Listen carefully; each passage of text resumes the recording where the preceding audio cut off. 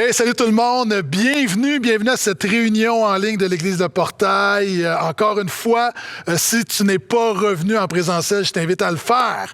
Alors qu'on continue notre série sur le livre de Néhémie, on est déjà rendu au 3e message et l'histoire de Néhémie se déroule en 440 avant Jésus-Christ et le peuple de Dieu a été vaincu par les Babyloniens. La muraille a été détruite, la muraille de Jérusalem. Le temple a été détruit, où Dieu se manifestait. Le peuple a été déporté. Et Dieu permet dans sa grâce au peuple de Dieu de revenir, d'être déconfiné, de pouvoir rétablir le culte. Mais Néhémie apprend que les murailles sont toujours détruites. Et ça a amené le titre de notre série qui se nomme « Rebâtir notre vision de l'Église ». De la même manière que Néhémie incite à rebâtir la muraille, nous croyons que l'Église locale est une muraille spirituelle. Et cette série a pour but justement de nous aider à rebâtir notre vision de l'Église. Maintenant, si tu me suis attentivement, tu peux te poser la question, mais est-ce que c'est légitime de faire un parallèle, de dire, pasteur Gaétan, de la même manière, Néhémie rebâtit la muraille, tu dis, tu forces un peu le sens, puis tu dis, il faut rebâtir notre vision de l'Église, mais en fait, tu fais une parabole que tu peux pas vraiment, c'est pas vraiment ça que la Bible veut dire. Je te remercie de poser la question. Parce que tu sais, c'est pas tout d'avoir une interprétation qui pointe vers Jésus. Quelquefois, il y a de mauvaises manières de s'y rendre.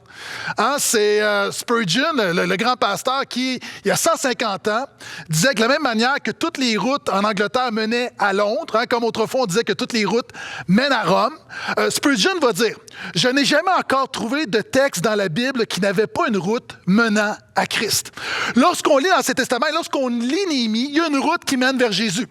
Maintenant, il y a de mauvaises routes et il y a de bonnes routes.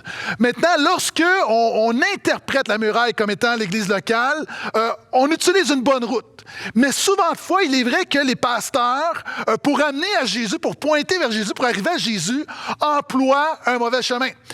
Par exemple, tu peux te rendre à un endroit, mais pour t'y rendre, si tu passes dans les cours, tu sautes un terre-plein, tu détruis 3 jardins, puis tu vas dans une rue à sens inverse, tu arrives à destination, mais de la mauvaise manière.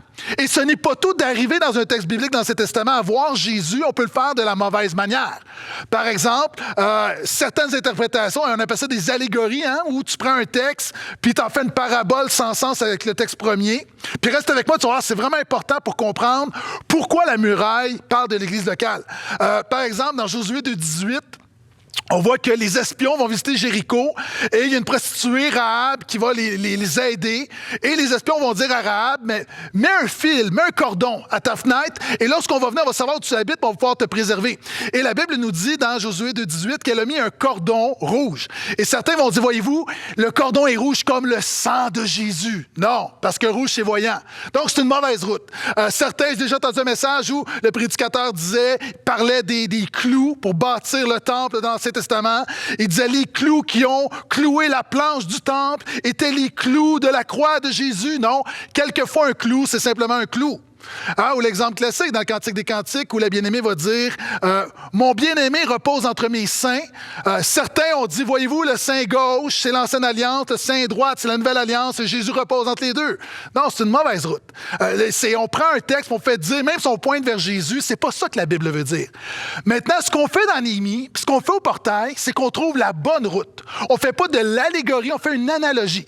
Et pourquoi est-ce qu'on peut dire que le livre de Néhémie, Rebâtir les murailles, parle de l'Église locale? Parce que Jésus nous a dit encore une fois que le royaume de Dieu est spirituel. Dans le Nouveau Testament, on voit que l'ennemi n'est pas un ennemi terrestre. Nous n'avons pas à lutter contre la chair et le sang, mais contre les principautés, contre les esprits du mal dans les lieux célestes.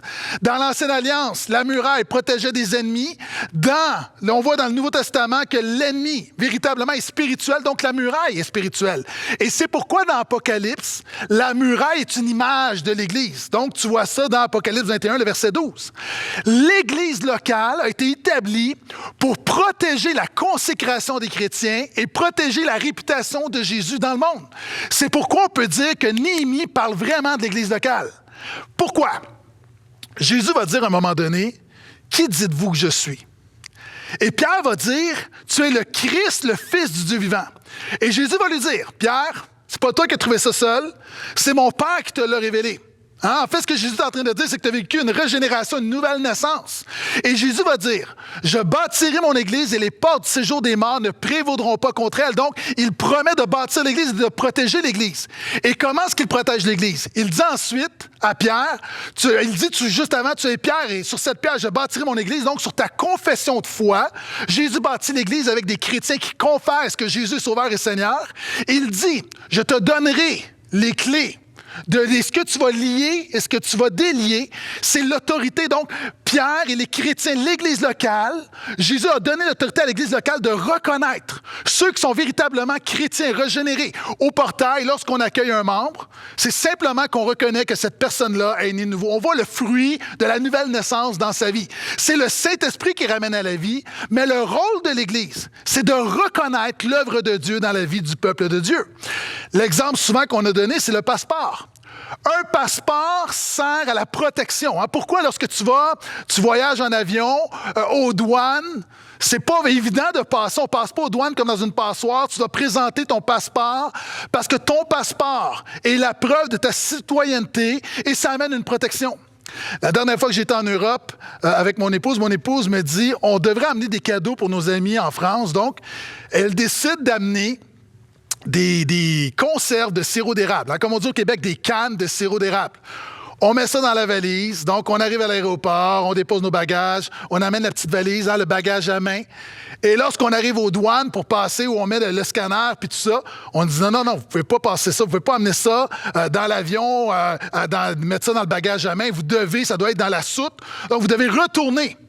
Donc, et là, on dit, oui, mais comment est-ce qu'on fait pour revenir? Il dit, non, mais je vais vous voir passer par l'autre porte à l'autre bout, puis je vais vous voir passer.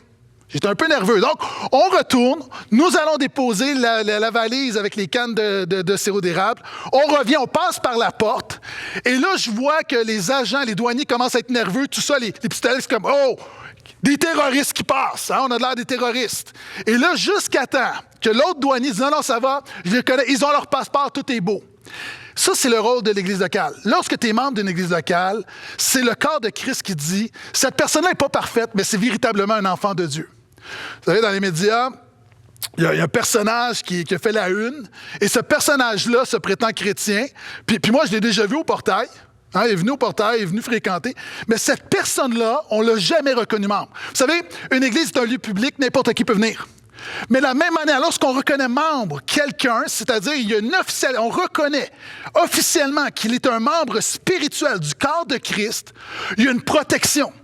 Et cette personne-là, j'étais très heureux quand je regardais, nous ne l'avons jamais reconnu membre de l'Église. Pourquoi? Parce qu'on ne voyait pas le fruit du véritable disciple de Jésus. C'est quelqu'un qui cherche le trouble à droite et à gauche.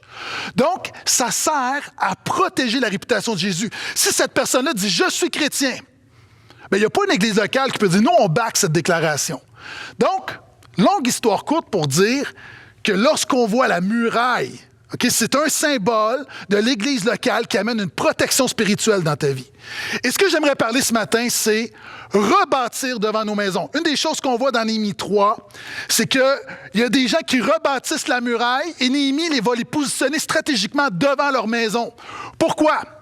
Parce que lorsque tu bâtis la muraille, qui est une protection contre les ennemis devant ta maison, tu travailles avec soin parce que tu sais que si tu ne fais pas bien ton travail, si tu ne bâtis pas bien la muraille, lorsque l'ennemi arrive, le premier endroit où il est, c'est dans ton salon.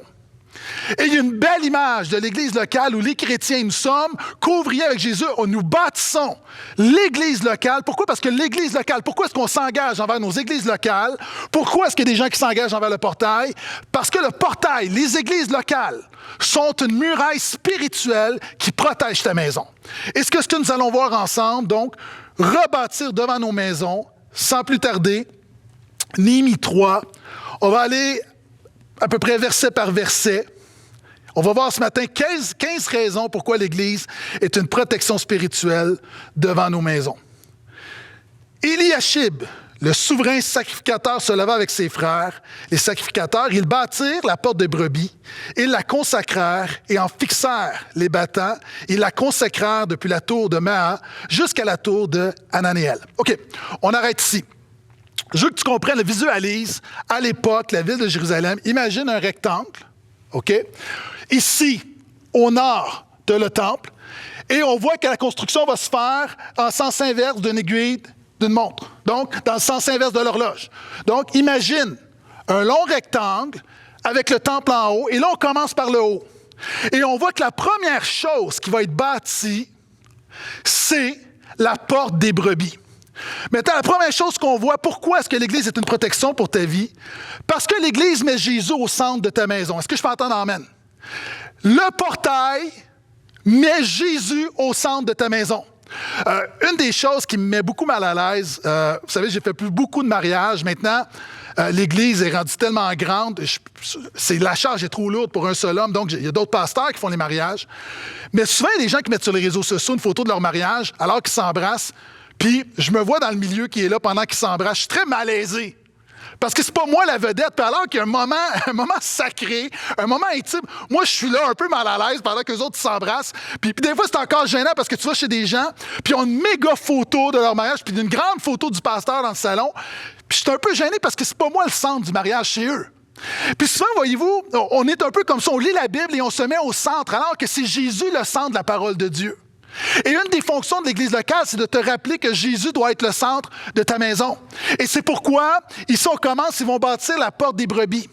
La porte des brebis, tout au nord, c'était la porte à côté du temple, c'était la porte par laquelle on amenait les brebis, les agneaux, les taureaux qu'on était pour sacrifier.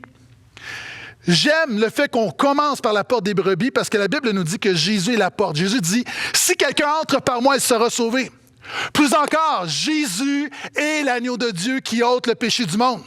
Et ce qui est intéressant, c'est Jésus, même tu vois ça dans Jean 5, Jésus va être à cet endroit. Jean 5 nous dit à Bethesda, où il va guérir un homme, où l'homme attendait qu'un ange vienne brasser l'eau, secouer l'eau.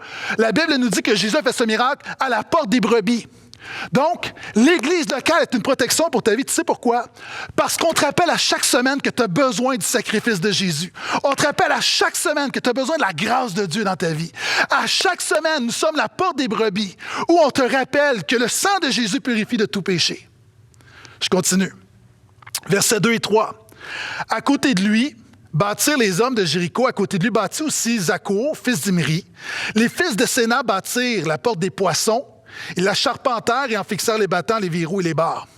La deuxième chose, l'Église est une protection spirituelle pour ta maison. Pourquoi? Parce que l'Église évangélise ta maison. Nous voyons la porte des poissons. La porte des poissons était au nord également. Pourquoi? Parce que lorsque les pêcheurs de Galilée arrivaient du nord, les disciples de Jésus, les premiers disciples étaient des pêcheurs, ils arrivaient, il y avait le marché des poissons, et ils arrivaient par cette porte. Et c'est intéressant parce que Jésus va dire à ses premiers disciples qui étaient pêcheurs, « Je vous ferai pêcheurs d'hommes ».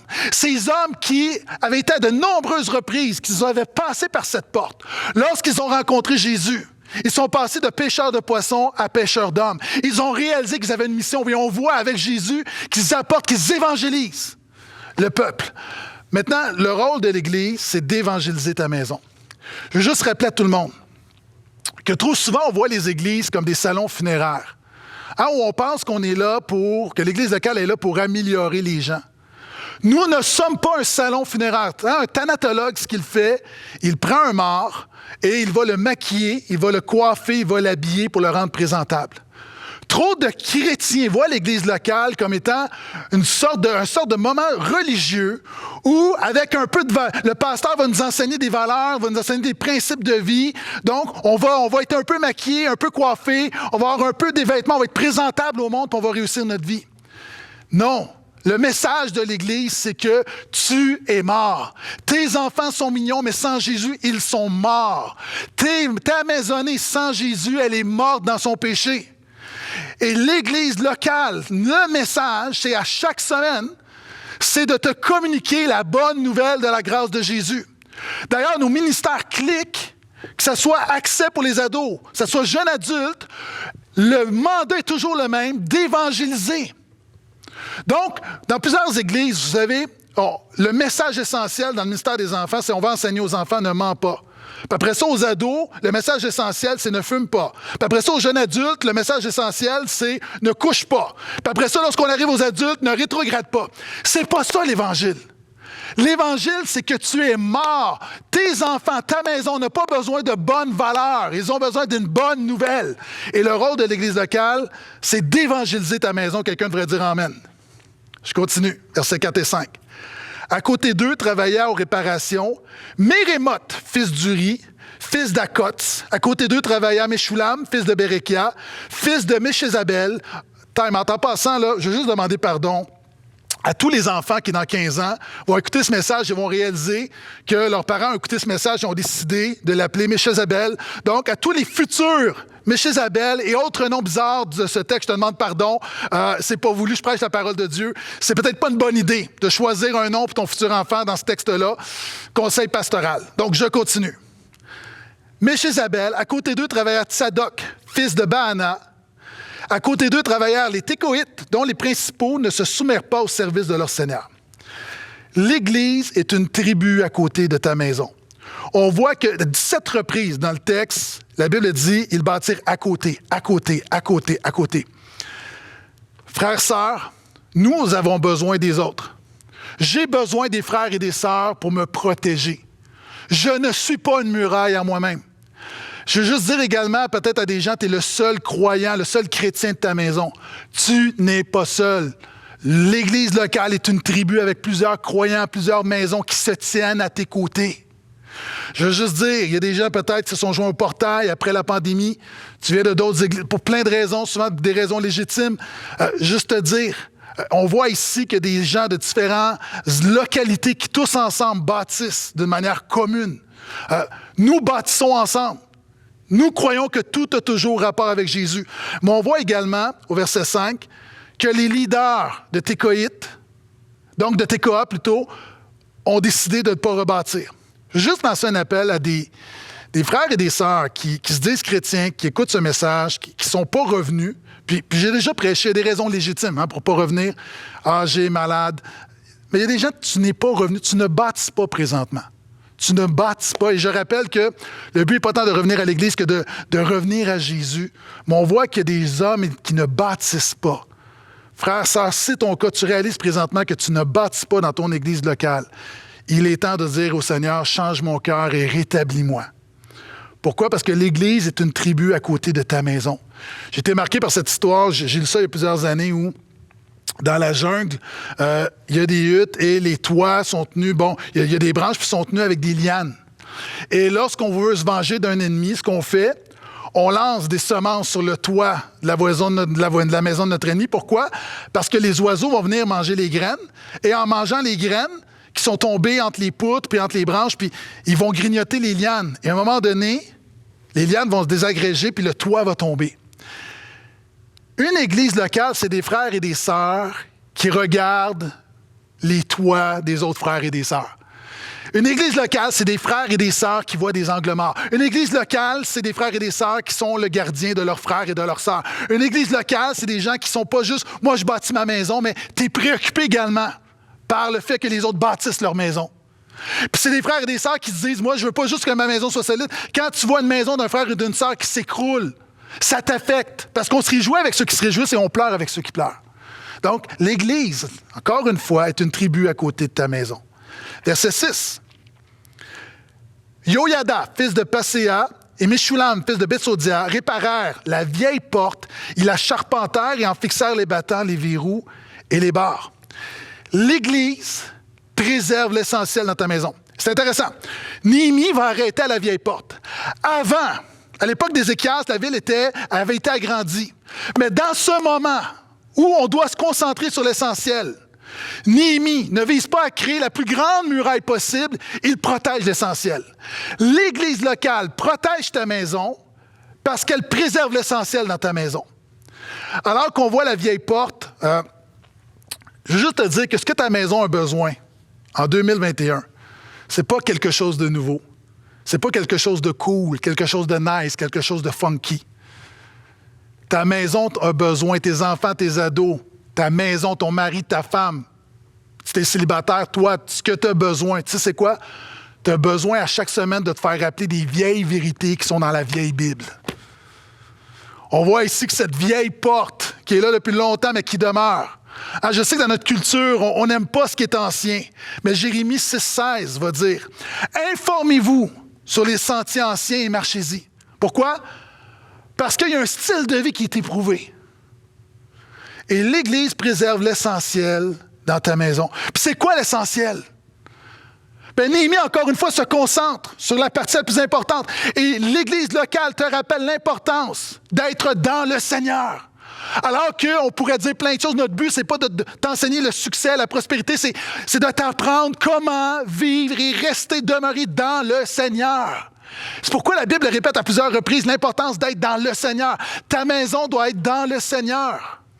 Il y a plusieurs années, j'ai été une mascotte. J'étais une mascotte. Puis j'ai aimé ça être une mascotte. Puis ce qui est intéressant quand tu es une mascotte, c'est que les gens vont interagir avec toi de manière très, très différente. Hein, les petits-enfants viennent te faire un câlin, les adultes te font des blagues, te taquinent. C'est vraiment intéressant parce qu'ils ne te voient pas parce que tu es dans la mascotte. La Bible nous dit que les relations dans nos maisons, et même dit dans l'Église, nous sommes des frères dans le Seigneur. Ça veut dire quoi?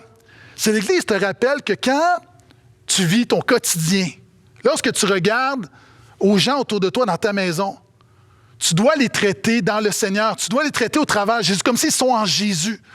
Donc, tu ne dirais pas des choses. Il y a des choses que tu dis peut-être à des membres de ta famille que tu ne dirais pas à Jésus. Et c'est ce que la Bible enseigne. C'est une des clés de la santé de nos maisons, c'est d'être dans le Seigneur. La Bible dit de se marier dans le Seigneur. Pourquoi? La corde à trois brins ne se rompt pas facilement. La vie est difficile, le mariage est difficile. Encore une fois, je ne dis pas qu'un chrétien qui se marie avec un autre chrétien, ça ne fonctionnera jamais. Je dis simplement que la Bible nous dit de le faire dans le Seigneur. C'est difficile que Jésus soit le centre de ta maison s'il n'est pas le centre d'un des deux conjoints. C'est ce que la Bible enseigne. Donc, d'être dans le Seigneur. Tu es célibataire. La Bible dit de vivre ton célibat dans le Seigneur. Un célibataire chrétien ne vit pas de la même manière qu'un non-célibataire chrétien. Occupation double, c'est pas pour toi. Pourquoi? Parce que tu vis une occupation simple, celle du Saint-Esprit à l'intérieur de toi. Donc, le chrétien ne date pas de la même manière qu'un non-chrétien. Pourquoi tu le fais dans le Seigneur? L'Église est là pour te rappeler que dans nos relations familiales, nous le faisons dans le Seigneur. Colossiens va nous dire, parents, enfants, obéissez à vos parents dans le Seigneur. Il va dire aux femmes, traitez vos maris dans le Seigneur. Aux maris, traitez leur épouse dans le Seigneur. Et lorsque tu vas mourir, parce que tu vas mourir, la Bible dit « Heureux ceux qui meurent dans le Seigneur ». Donc, l'Église préserve l'essentiel dans ta maison. Puis l'essentiel, c'est que ta maison soit dans le Seigneur. Et c'est ce qu'on te rappelle continuellement. Versets 7 à 10.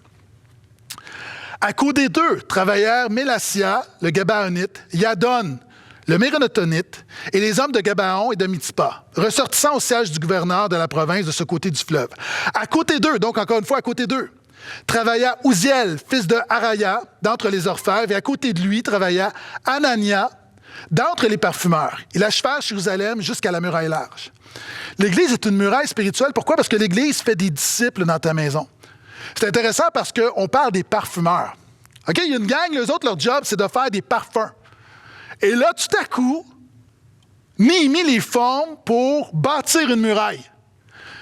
Et c'est ça l'Église. L'Église t'amène à sortir de ta zone de confort. L'Église, des relations avec les frères et les sœurs, t'étire. Et c'est comme ça qu'on devient disciple. Tu sais, moi, l'Église m'a amené à faire des choses que je n'aurais jamais fait. Je t'ai dit que j'étais une mascotte. J'aurai l'occasion peut-être de raconter cette histoire-là un jour, mais j'étais une mascotte pour l'Église. Quand je regarde, j'ai déjà fait un théâtre de marionnettes pour évangéliser des enfants, pour enseigner Jésus à des enfants. J'étais un mime. Je déteste les mimes. J'étais un mime. Pourquoi? Parce que j'aimais plus Jésus que je détestais les mimes. On m'a demandé de participer à une troupe de mimes. C'est une autre histoire. J'ai déjà fait du théâtre. J'étais mauvais. Je déteste ça. Mais pourquoi je l'ai fait? Parce que j'ai un grand cœur. J'ai voulu servir, puis il y avait un besoin. Puis j'ai servi des repas. J'ai pris soin des itinérants. J'ai pas un don spirituel pour les endroits qui sentent pas bon. Mais je l'ai fait parce qu'il y avait un besoin. J'étais ado, je n'étais pas responsable. J'ai donné ma vie à Jésus, mais à l'Église, j'ai appris à nettoyer des toilettes. À un moment donné, je suis arrivé, j'avais besoin de serviteurs. Je suis arrivé dans un événement chrétien organisé par mon Église locale. Puis on me dit, toi, t'as à cœur le ministère, t'as à cœur de prêcher la Bible. OK, on a une fonction, on a un ministère pour toi. Tu vas passer ta journée à vider les poubelles. Tu sais, c'est bon pour moi, ça a été bon pour moi, ça a été formateur. L'Église locale m'a appris à prêcher, à prier, à pleurer avec ceux qui pleurent. Mon expérience de prédicateur a commencé quand j'ai prêcher la bonne nouvelle de Jésus à des jeunes de 4-5 ans. Ça a été mon premier ministère. L'église locale m'a appelé à prier. Quand quelqu'un de l'église, une famille de l'église, il y a des jeunes qui reviennent d'un endroit, il y a 4 jeunes de l'église qui ont un accident, puis on t'appelle, puis on dit, il y a un mort, il y a un paralysé, un dans le coma, puis un qui on ne sait pas trop. Puis tu arrives à l'hôpital, puis tu vois ça, puis il y a un besoin de prière, puis tu dois prier. Personne n'a le goût de prier. Toi, tu n'as pas le goût de prier, mais tu vas prier. Lorsque tu arrives, puis il y a des gens autour de toi dans l'église qui perdent un enfant, que tu sois émotif ou pas, tu apprends à pleurer avec ceux qui pleurent. L'église locale forme des disciples. Comment? Jésus l'a dit. Comment est-ce qu'on devient un disciple de Jésus? Si quelqu'un veut me suivre, qu'il renonce à lui-même. Justement, en prenant un parfumeur et en faisant un bâtisseur, en vivant pour les autres. Donc, l'église locale est une protection pour ton âme. Pourquoi? Parce qu'elle te met dans un contexte où tu dois renoncer à toi-même, ne pas marcher par la chair et marcher par l'esprit. Quelqu'un devrait dire merci Seigneur pour l'église. Je continue, versets 11 à 12.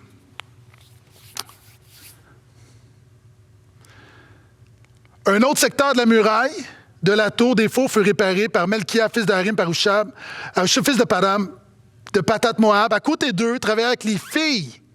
Ses filles Shalom, fils d'Alohek, chef de la moitié du district de Jérusalem. Et là, c'est intéressant parce qu'on mentionne qu'il y a un leader qui travaille avec ses filles. Et le point ici, c'est que l'Église offre un modèle biblique pour ta maison. La Bible nous a... OK, je mets 3 paires de gants blancs. Notre culture nous enseigne un modèle. En fait, notre culture détruit tous les modèles. Où il n'y a pas de genre, homme, femme. La Bible enseigne que Dieu a créé l'homme, la femme, et la Bible enseigne l'idéal du mariage hétérosexuel. Et la Bible enseigne que l'homme et la femme, il y a une égalité de valeur. L'homme n'est pas plus important que la femme. C'est pourquoi Galate va dire, en Christ, il n'y a plus ni homme, ni femme. Mais la Bible dit qu'il y a une égalité de valeur, mais il y a une complémentarité de fonction. C'est pourquoi la Bible dit, le mari est le chef du foyer. C'est-à-dire que Dieu a donné un leadership spirituel à l'homme. Et c'est pourquoi la Bible parle de la soumission. Donc, la femme, ça ne veut pas dire qu'elle est un tapis, ça veut dire qu'elle se met sous la même mission. Elle collabore avec son mari. Et c'est important de comprendre que pour avoir une maison qui se tient à la gloire de Dieu, de comprendre ce modèle biblique et de le vivre. Vous savez, lorsqu'on regarde le tango, pourquoi le tango, c'est si beau? Parce que tu vois la complémentarité entre l'homme et la femme. Tu vois où la force de l'homme est de mettre en valeur la beauté et la grâce de la femme. Et la beauté dans la complémentarité. Et c'est ce que la Bible enseigne. Peu importe ce que la culture dit, ça a toujours été comme ça. Et même de manière naturelle, lorsqu'on voit le tango, on voit un homme et une femme, ça sera toujours plus beau que si seulement 2 hommes ou seulement 2 femmes. Donc, c'est simplement une question de complémentarité que Dieu a créée. Et lorsqu'on regarde la vie de maison, c'est comme un tango entre l'homme et la femme. On a tous vécu des mariages ou des parties de Noël où les matantes plates, les mononcles plates ne veulent pas danser, puis les matantes dansent ensemble. On voit que c'est comme... les matantes n'ont pas le choix, mais c'est pas pareil. Il faudrait que les mononcles dansent avec les matantes. Tu dis, mais c'est quoi ton point? Mon point, c'est que Dieu a un rôle. Si tu es un homme, Dieu a un rôle pour toi dans ta maison. Puis si tu es une femme, Dieu a un rôle pour toi. Lorsqu'on regarde Dirty Dancing, je sais que de citer Dirty en prêchant, c'est peut-être pas productif, mais tu comprends, là? Dans Dirty Dancing, lorsqu'on voit Patrick Swayze qui fait ça comme ça, puis tu vois à l'autre bout, tu vois bébé qui part à courir, puis Patrick Swayze qui lève bébé, c'est comme là, tu vois, waouh, scène mythique. Mais si c'était l'inverse, ça ne marche pas. Ça ne serait pas aussi percutant. Donc, la Bible enseigne le leadership de l'homme. Puis le leadership de l'homme, c'est de mettre en valeur son épouse, de prendre soin de son épouse, de chérir son épouse. Puis je veux juste dire aussi, c'est un modèle, mais dans la vie, c'est pas si simple. Il y a différents tempéraments. Il y a des hommes, vous êtes peut-être plus passifs, et vous avez une femme qui a peut-être plus de lead. Puis c'est correct. De la même manière, encore une fois, que dans la danse, lorsqu'on danse, tu as des hommes qui sont moins bons danseurs que des femmes. Et même si c'est lui qui officiellement va leader, va diriger, là je danse mais je ne sais pas danser, la femme va prendre plus de place pour combler les lacunes de son partenaire. Et dans la vie, dans la vraie vie, OK, c'est pas tous les hommes qui ont un grand leadership. Il y a des femmes, quelquefois, qui ont plus de leadership que leur mari. Et c'est pour ça, tout dépendant des tempéraments, mais n'empêche que la femme devrait toujours encourager son mari à prendre sa place. Son mari devrait toujours valoriser la place de son épouse également. Est-ce que je peux entendre amen? Donc, l'Église t'offre un modèle biblique pour ta maison. Verset 13. Hanoun et les habitants de Zanoah réparèrent la porte de la vallée. Ils la bâtirent en fixant les battants, les verrous et les barres. Ils firent de plus 1000 coudées de la muraille jusqu'à la porte du fumier. Septièmement, l'Église est un support dans l'épreuve pour ta maison. On voit ici la porte de la vallée, et le nom le dit. Donc, c'est une porte. Si reprend tout à l'heure Jérusalem, donc on a fait un nord, on arrive maintenant sur le côté. C'est la porte qui, lorsqu'on arrivait à Jérusalem, il y avait une vallée, puis on montait, puis on passait par cette porte. Lorsqu'on suivait cette vallée, et on arrivait, on était content d'arriver. Et c'est une image, dans la vallée, c'est une image dans la Bible de l'épreuve. Lorsque je marche dans la vallée de l'ombre de la mort, je ne crains aucun mal. L'Église, OK, vous savez, dans l'histoire de l'Église, il y a une expression qu'on n'emploie plus aujourd'hui pour parler de l'Église. L'Église est un moyen de grâce. Ça veut dire quoi? Ça veut dire que Dieu a donné des moyens de grâce. C'est Dieu qui fait grâce, mais Dieu établit des moyens par lesquels il va utiliser ces moyens de manière spéciale pour fortifier ta foi. De la même manière que si tu es dans une vallée et que la côte à monter, elle est très, très longue, tu es fatigué, tu as besoin d'un lift, tu as un frère, une sœur qui arrive avec un moyen de transport qui va t'aider. De la même manière, les frères et les sœurs sont un moyen de grâce alors que toi, tu es dans la vallée.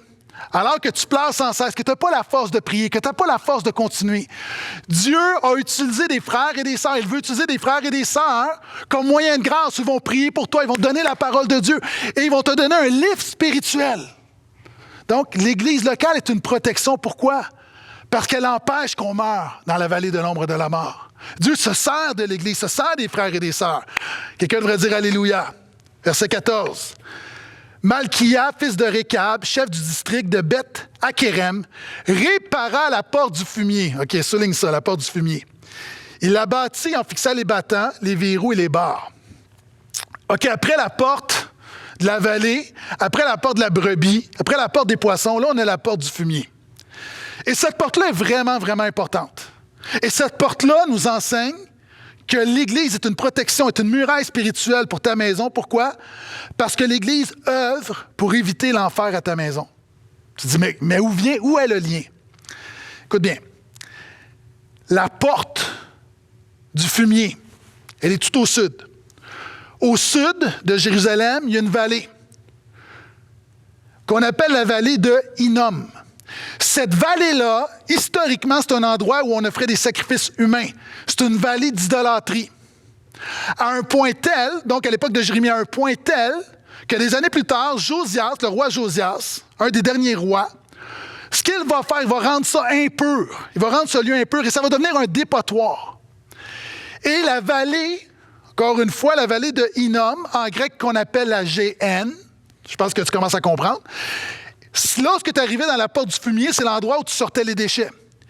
Et c'est par cette porte que Jésus a donné l'image de l'enfer en disant que c'est la géhenne. Il va dire que c'est un endroit où le ver ne meurt point, où le feu ne s'éteint point. Parce que certains commentateurs croient que, étant un dépotoir, on brûlait ce dépotoir constamment pour garder les déchets bas. Et c'est devenu une métaphore de l'enfer, du jugement de Dieu.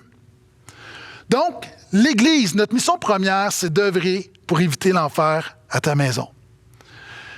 Alors qu'il y a des gens qui m'écoutent, peut-être vous êtes plusieurs à la maison. À l'Église, il y a des gens qui sont d'une même maison, mais qui auront une destinée très différente. J'ai déjà parlé dans les Rocheuses entre l'Alberta et la Colombie-Britannique, puis ça descend, l'Amérique. Il y a une ligne qu'on appelle, une crête qu'on appelle la Grande Division, the Great Divide, où, lorsque les gouttes d'eau tombent, à quelques centimètres près, à partir de ce moment-là, les gouttes d'eau se séparent et certaines vont se retrouver dans l'océan Pacifique et d'autres dans l'océan Atlantique. Il y a des gens présentement qui m'écoutent, qui vont se retrouver dans le paradis éternel et d'autres dans l'enfer éternel. Chaque dimanche et continuellement, même dans nos petits groupes, dans nos ministères jeunesse, dans nos clics, on a des gens, c'est des gouttes d'eau. Et on prie pour que Dieu souffle par son esprit, afin que le plus de gouttes possible se retrouvent au ciel pour l'éternité, et non pas en enfer. Donc, l'Église œuvre pour éviter l'enfer à ta maison. Verset 15. Shaloun, fils de Kalosé, chef du district de Mitzpah, répara la porte de la source, il la bâtit, la couvrit, et en fixa les battants, les verrous et les barres. Il fit de plus la muraille de l'étang de l'émissaire, près du jardin du roi, jusqu'aux marches qui descendent de la cité de David. L'Église purifie ta maison.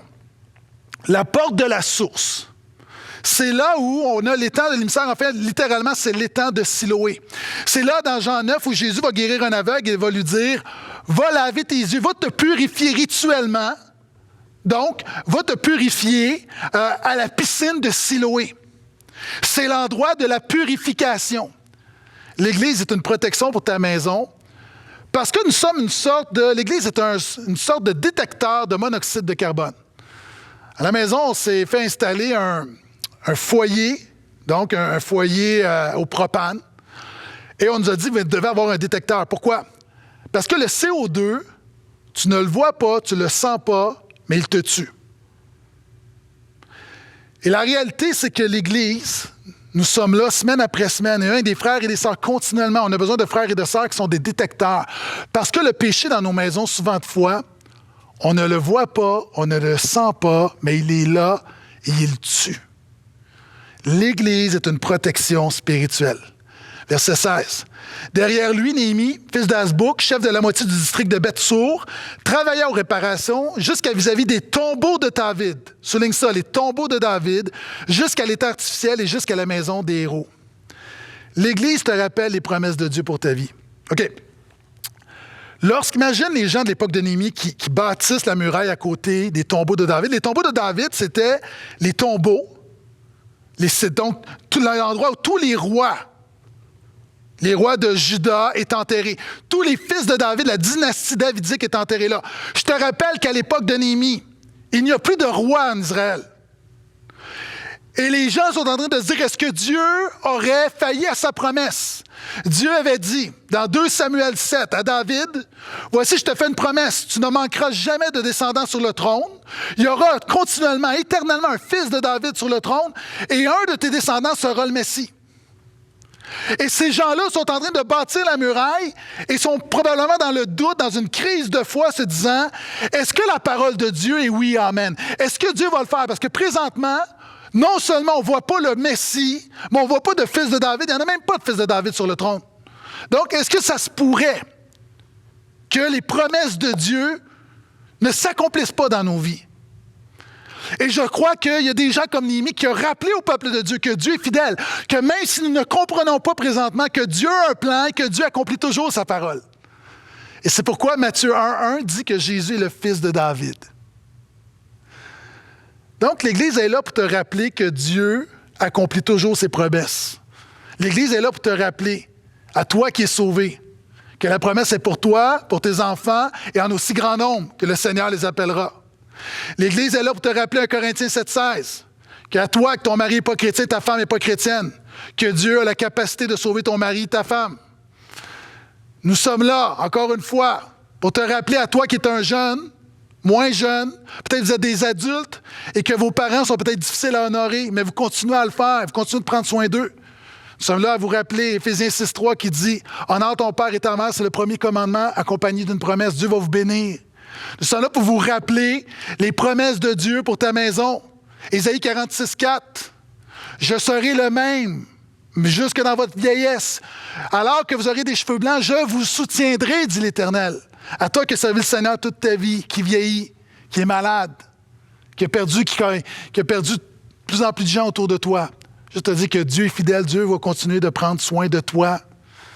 La Bible dit également à toi qui peut être maman monoparentale ou à toi qui n'a pas connu ton père. La Bible dit que Dieu est le père des orphelins et le défenseur de la veuve.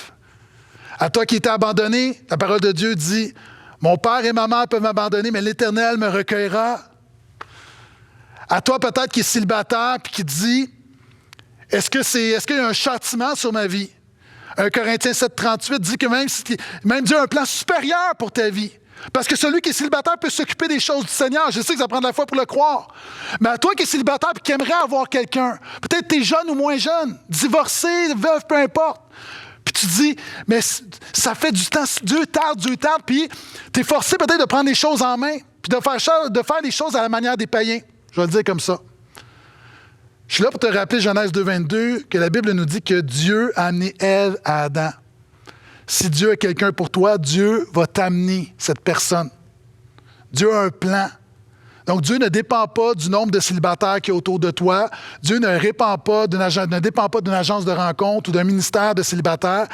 Dieu est souverain. Et si Dieu a quelqu'un pour toi, il va t'amener cette personne coûte que coûte. Je suis là pour te rappeler les promesses de Dieu pour ta maison. Versets 17 à 22. Et je ne le lirai pas, je vais simplement te mentionner que versets 17 à 22, on voit les sacrificateurs qui bâtissent la maison. C'est les prêtres.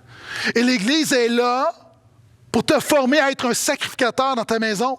Vous savez, souvent, on est là, puis on voit les pasteurs, puis on se dit, moi, je suis un chrétien ordinaire, puis j'ai pas autant d'influence. Mais il me semble que si le pasteur parlait à mon mari ou parlait à mes enfants, il se produirait quelque chose. L'avant-dernière fois que j'ai pris l'avion, j'ai réservé une place. J'étais un des derniers à réserver ma place. Puis finalement, lorsque je me suis assis, il y avait 2 bancs, puis il y avait une sortie de secours. Et l'agent de bar est venu me voir et me dit, « Monsieur, vous avez un rôle important. C'est une place très, très spéciale. » Elle dit, « Si l'avion crash, vous avez la responsabilité d'ouvrir la porte. » Donc, ce banc-là, ceux qui réservent ce banc-là, c'est leur mandat. Elle dit, « Donc, vous avez une responsabilité. » J'ai dit, « OK, mais est-ce qu'on peut faire tous nos efforts pour pas que j'ai besoin de servir aujourd'hui? » La réalité, c'est que c'est quand même valorisant de savoir que tu es dans l'équipe. Hein? On dirait pas, mais tu es dans l'équipe. Je veux juste te dire que la Bible dit que dans la Nouvelle Alliance, tu es un sacrificateur. Tu es un prêtre. Il n'y a plus de distinction en Jésus entre des pasteurs et du monde ordinaire, des laïcs. Oui, il y a des dons et des fonctions, mais il n'y a pas de distinction de valeur ou d'impact ou de puissance ou d'onction. La Bible dit que nous sommes tous des sacrificateurs, on est tous des prêtres. Là où tu es un prêtre pour ta maison. Si tu es un jeune, tu es un sacrificateur pour tes parents. Un homme sacrificateur, tu es un prêtre pour ton épouse, pour tes enfants. Épouse, vous êtes sacrificatrice pour votre maison. Nous avons un rôle. La Bible dit qu'on est appelé à faire le ministère de nos maisons. La Bible dit que nous avons l'onction. Donc, tu fais partie de l'équipe. Et on est là pour te rappeler que si tu es un enfant de Dieu, Dieu est avec toi et Dieu veut servir de toi dans ta maison. Quelqu'un devrait dire Alléluia. J'ai presque terminé. Versets 23 à 27. Et ce qu'on voit ici, puis je le fais rapidement parce que le temps avance, on voit qu'ils vont bâtir la porte des eaux. Et dans Néhémie 8.1, on voit que c'est là que Néhémie va enseigner la parole de Dieu. L'Église t'enseigne la parole de Dieu pour ta maison. Donc, je le démontre aujourd'hui, je n'ai pas besoin de l'expliquer. Verset 28. Au-dessus de la porte des chevaux, les sacrificateurs travaillèrent chacun devant sa maison. On voit maintenant l'avant-dernière porte, la porte des chevaux. L'Église te défie à faire confiance à Dieu dans ta maison. Les chevaux dans l'Ancien Testament, c'est la confiance, c'est la force, c'est la puissance. Hein, c'est pourquoi Deutéronome 17,16, Dieu dit, « Un jour, lorsque tu auras un roi, que ton roi n'ait pas un grand nombre de chevaux. » Pourquoi? Parce qu'il va mettre sa confiance dans les chevaux plutôt qu'en Dieu. Et on voit que Salomon a bâti cette porte-là. Salomon avait 40 000 chevaux. C'est pourquoi le psaume 20, le verset 8 dit, « Il y a ceux qui disent, notre secours est dans les chevaux, alors que nous, notre secours est dans l'Éternel. » La porte des chevaux est là pour nous rappeler justement que notre confiance n'est pas dans les chevaux. L'Église est là pour te défier à faire confiance à Dieu. J'ai déjà dit que moi, un de mes problèmes, c'est que quand j'ai mon GPS, j'ai tendance à ne pas écouter mon GPS. J'ai tendance à savoir mieux que mon GPS le chemin le plus rapide. Je n'aime pas être passif, je veux prendre les choses en main. Il y a des gens qui m'écoutent, là. La parole de Dieu dit une chose, mais tu n'es pas assez patient. Tu prends les choses en main. Tu n'écoutes pas la parole de Dieu. Ton problème, c'est que tu ne fais pas confiance à Dieu. Arrêtez et sachez que je suis Dieu. Et le verset 29. Derrière eux, Tsadok, fils d'Imer, travailla devant sa maison. Derrière lui travailla Shemaïa, fils de Shekania, gardien de la porte de l'Orient. OK. C'est mon avant-dernier point, puis en fait, c'est le dernier point avant ma conclusion. La porte de l'Orient nous rappelle que l'Église est une protection, est une muraille spirituelle parce que l'Église nourrit l'espérance dans ta maison. La porte de l'Orient est une porte spéciale.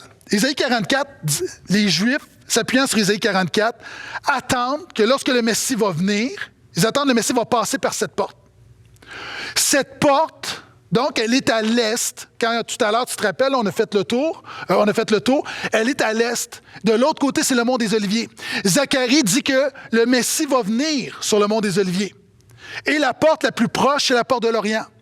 C'est pourquoi, dans l'histoire, les musulmans, alors qu'ils ont pris Jérusalem, ils ont scellé cette porte, qu'on appelle aujourd'hui la porte d'or. Et non seulement ils l'ont scellée, ils ont mis un cimetière devant cette porte. Pourquoi? Parce qu'ils se sont dit, les Juifs croient que le Messie va passer par cette porte. Donc, Lévitique dit que lorsque quelqu'un est dans un cimetière, il est rituellement impur. Donc, si le Messie doit passer par cette porte, il va devoir passer par la mort, il va être impur. Donc, on va disqualifier l'œuvre du Messie. Maintenant, nous savons que le Messie est déjà venu. Et voici mon point. Alors que tu es là, que tu as l'impression que tu fais face à des problèmes, que la porte est scellée, la porte ne s'ouvre pas. Peut-être que ta maison est un cimetière, la mort est partout. L'Église est là pour te rappeler que Jésus peut ouvrir une porte que nul ne peut fermer. L'Église est là pour te rappeler que Jésus peut amener la vie dans ta maison alors que la mort, la Bible est là. L'Église est là pour te rappeler ce que la Bible dit, que Jésus est plus fort que tout. Garde ton espérance. Jésus est au contrôle et Jésus revient bientôt. L'Église te défie à faire confiance à Dieu et à mettre ton espérance en Dieu. Puis on voit finalement, versets 30 à 32, il y a la porte Micade qu'on appelle la porte de la surveillance ou la porte surveiller, c'est veiller sûr. Finalement, l'Église prie pour ta maison. Rapidement, pourquoi l'Église est une muraille spirituelle? Parce que l'Église met Jésus au centre de ta maison. Parce que l'Église évangélise ta maison. L'Église est une tribu à côté de ta maison. L'Église préserve l'essentiel dans ta maison. L'Église fait des disciples dans ta maison. L'Église offre un modèle biblique pour ta maison. L'Église est un support dans l'épreuve pour ta maison. L'Église œuvre pour éviter l'enfer à ta maison. L'Église purifie ta maison. L'Église te rappelle les promesses de Dieu pour ta maison. L'Église te forme à être un sacrificateur dans ta maison. Elle t'enseigne la parole de Dieu pour ta maison. Elle te défie à faire confiance à Dieu dans ta maison. Elle nourrit l'espérance dans ta maison. Et finalement, l'Église prie pour ta maison. Au portail, nous prions pour chaque maison de notre Église. Et c'est ce que j'aimerais faire. Alors qu'on penche la tête et que nous terminons cette étude de la parole de Dieu, j'aimerais prier pour les différentes maisons qui visionnent ce message. Seigneur, je te rends grâce premièrement pour toutes les maisons représentées. Je te rends grâce, Seigneur, pour les gens, les chrétiens qui sont les seuls dans leur maison, qui envers et contre tout tiennent bon, persévèrent. Seigneur, merci pour ta grâce qui les garde. Je te rends grâce également, Seigneur, pour les familles, les couples Seigneur, qui te suivent ensemble, qui sont dans le Seigneur. Seigneur, je te prie pour des célibataires, je te prie pour des jeunes. Seigneur, des jeunes qui puissent, Seigneur, déjà prier pour se marier dans le Seigneur. Comme tu as amené Ève à Adam, Seigneur, amène la jeune fille et le jeune homme aux disciples de Jésus. Seigneur, je prie pour des divorcés qui veulent refaire leur vie. Seigneur, tu es le Dieu qui restaure. Je te prie également de leur donner de se marier dans le Seigneur. Je prie pour des veufs, pour des veuves. Je prie pour ceux qui veulent se marier. Seigneur, pour ceux qui sont bien seuls. Seigneur, ils ne sont pas des demi-chrétiens. Il ne leur manque pas quelque chose. Ils ont tout en Christ. Donc, merci pour ta grâce. Merci, Seigneur, pour l'œuvre que tu fais dans leur vie. Seigneur, je prie pour les mariages, pour les couples qui m'écoutent. Seigneur, nos vœux que nous avons faits, disant « Je m'engage à t'aimer, à te chérir, dans les bons comme dans les mauvais jours, dans la prospérité comme dans la pauvreté, dans la santé comme dans la maladie. » Seigneur, c'est impossible à faire par nos propres forces. Seigneur, je prie pour ta grâce. Donne-nous d'honorer nos vœux. Seigneur, je te prie pour les gens qui ont vécu l'adultère, que tu puisses guérir, que tu puisses restaurer. Seigneur, je prie pour ceux qui sont en concubinage. Seigneur, puis qui déclarent suivre Jésus, je te prie qu'ils honorent ta parole. Qu'ils honorent ta parole et qu'ils se marient. Qu'ils fassent les choses selon ta parole. Je prie pour les nouveaux mariés. Seigneur, que cet amour demeure, que tu préserves. Seigneur, je prie pour les couples qui veulent un bébé, que tu puisses, dans ta grâce, leur donner, faire miséricorde. Seigneur, je prie pour la conversion de nos enfants, de nos ados, de nos jeunes adultes. Je prie pour la conversion des conjoints et des conjointes qui ne te connaissent pas, afin que nous puissions tous te servir dans le Seigneur. Je prie pour la conversion de nos parents. Seigneur, je te prie pour la conversion de nos petits-enfants. Alors qu'il y a des grands-parents qui sont là. Et peut-être que les enfants ont été élevés dans le Seigneur et ne te servent pas. Mais Seigneur, tu es capable non seulement de toucher les enfants, mais tu es capable de faire ton œuvre dans la vie des petits-enfants, indépendamment des parents. Sans minimiser l'importance d'avoir des bons parents qui craignent ton nom. Seigneur, je prie pour les différentes saisons dans les maisons. Je prie pour ceux qui sont dans les études. Et, Seigneur, que tu leur donnes d'être un bon témoignage à l'université, à l'école, dans les centres de formation. Je prie pour ceux, Seigneur, qui sont en plein cœur de leur carrière. Merci de pourvoir le pain quotidien, que nos carrières ne deviennent pas des idoles. Je prie, Seigneur, pour les parents dont les enfants ont quitté le nid. Seigneur, je te prie de préserver les couples et de combler le vide et de faire ton œuvre. Je prie pour les retraités. Seigneur, je prie pour nos aînés qui sont des modèles pour les cheveux blancs, nous les honorons. Seigneur, je prie pour ceux qui vivent des difficultés dans les maisons, pour ceux qui sont malades. Seigneur, tu es le Dieu qui guérit. Et si tu ne guéris pas, tu es le Dieu qui fait grâce dans la maladie. Seigneur, je prie pour ceux qui peut-être font face à la mort et, Seigneur, donne-nous, à tous ceux qui se déclarent enfants de Dieu, donne-nous de mourir dans le Seigneur. Donne-nous, Seigneur, de non seulement réussir notre vie, mais de réussir notre mort. Donc, permets que chaque membre de nos maisons soit dans le Seigneur. Merci. Sois le centre de toutes choses. Merci pour l'Église locale tu te sers de l'Église locale comme une muraille, une protection spirituelle pour nos maisons. Apprends-nous non seulement à bâtir nos maisons, mais à bâtir devant nos maisons, rebâtir notre vision de l'Église locale, qui est une muraille devant notre maison. À toi la gloire, à toi l'honneur. Nous t'aimons. Père, nous t'avons prié dans le beau nom de Jésus. Amen.